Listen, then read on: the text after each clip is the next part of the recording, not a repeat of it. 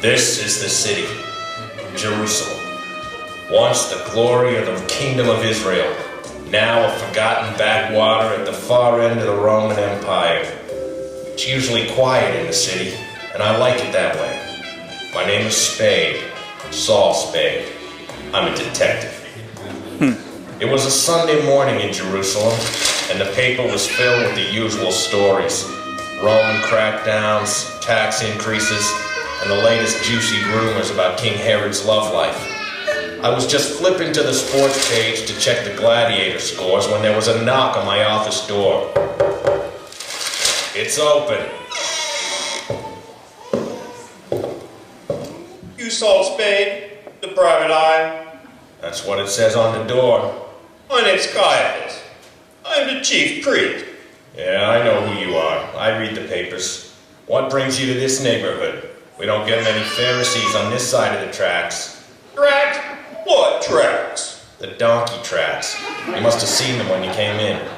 What can I do for you, Chief? I want you to find somebody for me. I'm missing poison. You're in luck. That's one of my specialties. So what is it, a kidnapping? Something like that.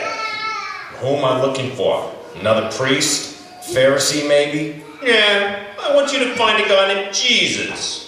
That's a pretty common name. Not much to go on. He's known around town as Jesus of Nazareth. Now we're getting somewhere. Hey, wait a minute. That name rings a bell. Say it again. Jesus of Nazareth. See what I mean? Seems to me I read something about this guy. Let me see. Yeah, here it is in the crime reports. Jesus of Nazareth. Says here he was crucified on Friday. That's right. Congratulate me, Chief. What for? I just solved the case. You'll find your man in the graveyard. That'll be 50 shekels, plus expenses. What expenses? I'll think of something. Not so fast, Spade. I've already been to the graveyard. He's not there. That's why I came to you. There are going to be rumors going around the city that this Jesus is risen from the dead. We need you to find his body, and find it quick, before things get out of hand. Risen from the dead, huh? That's a pretty wild story. Who was this guy, anyway? Just some crazy preacher, that's all. I don't think so. You wouldn't be here if he was just another preacher. There's something you're not telling me. All right. I'll tell you everything I know. His followers claimed that he was the Messiah, the deliverer, and the prophet said he would come. Now they say he's proven it by rising from the dead. That's why I need you to find who took his body before people start believing that it's true. And what if it is true? Don't be a wise guy. Of course it isn't true.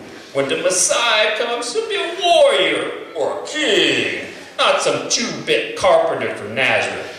You go find him and find him fast, and we'll make it worth your while. Say, 20 pieces of silver. That should just about do it.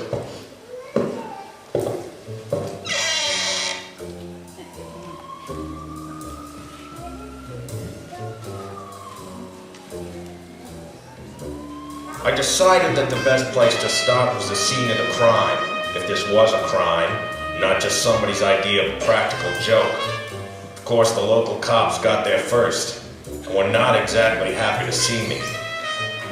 Well, if it isn't my favorite flatfoot, Centurion Flavius Linnaeus O'Malley. What brings you here, O'Malley? Tired of writing parking tickets outside the forum?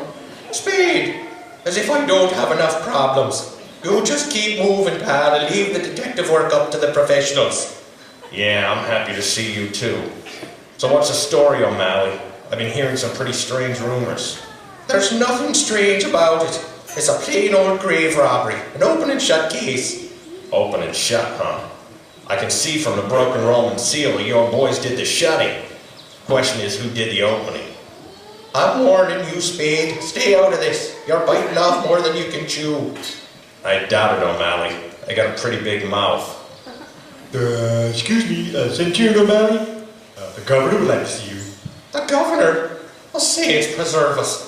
I told you two lunkheads this would happen. What am I going to tell him? Oh, you could tell him the truth. The truth? Don't be ridiculous. He'd put me in the loony bin. Loony. That's a funny word. Say it. Loony. Loony. Right, that is fun. Loony. Oh, knock it off, you two. I have to give Pilate some kind of explanation. You two stay here and guard the tomb. And try to get it right this time. So, I'm guessing from what O'Malley said that you two were on guard here last night. Yeah, that's right. So what went wrong? Well, strictly speaking, nothing went wrong. That's right. Our orders were to guard the tomb and not let anyone in. They didn't say anything about not letting anyone out. Seems like that wouldn't be an issue if whoever was inside was dead. Oh, yeah, you would think so, wouldn't you? So what really happened here last night? Not supposed to tell anybody. Or, if we do, we're just supposed to say that we fell asleep. So, did you fall asleep? Are you kidding me? In a graveyard? At night? You think I'm crazy? Maybe you think you're loony.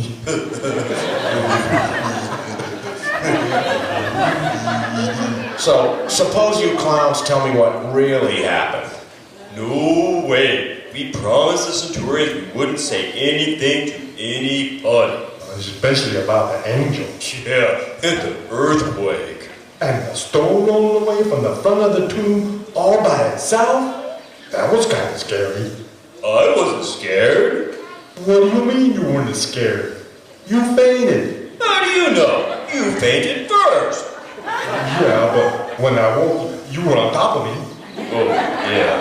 So anyways, Spade, you're not going to get any information out of us. Don't even try. I wouldn't dream of it. I can see you two are too good at keeping secrets. So, did anybody else witness any of this? That information's classified. That's right. I wouldn't even tell my own mother about the two women that were here. That's right.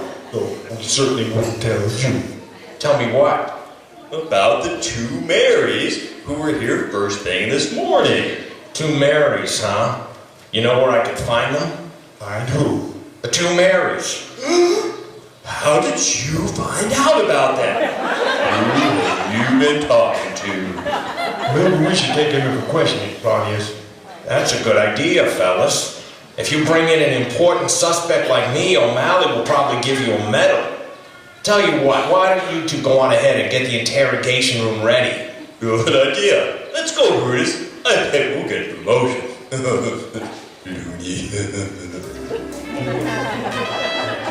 Now that they were gone, I had a chance to look at the tomb. There was no sign of forced entry, no sign of anything. Just some grave clothes lying where the body should have been. I was about to head back to the city to see if I could track down the two Marys, but I didn't have to. They got to me first, along with a guy I'd seen around town, a guy named Peter. It's true. He's not there. He has risen. Has he? Or did you and your friend steal the body to make it look like he's risen? Who are you? My name's Spade. Saul Spade. I'm a detective.